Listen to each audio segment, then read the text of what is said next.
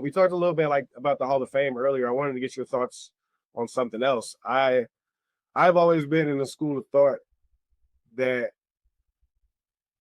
Allen Iverson was one of the greatest shooting guards of all time, and I've also been one of those people who more recently has started to give Steph his props and put him either one or two with Magic Johnson in the point guard category.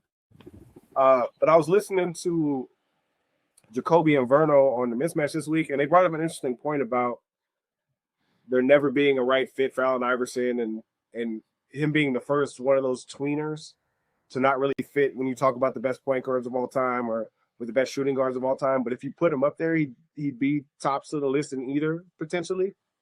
And you could argue the same for Steph instead of just throwing him in that point guard category because he's not a Magic Johnson or a John Stockton or a Chris Paul. He's the best shooter of all time, and he's a point guard. Right. He's a shooter. But so I wanted to see what you think because I don't think Allen Iverson is a point guard at all. You had Aaron McKee, Eric Snow, and guys like that on those teams. I had Iverson at the two.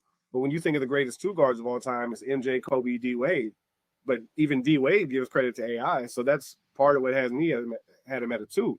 But do we need to just think of just have a separate category for these tweeners like Steph, AI, Kyrie Irving, James Harden, guys like that? Is that just a separate, the best tweeners of all time or those type of guys?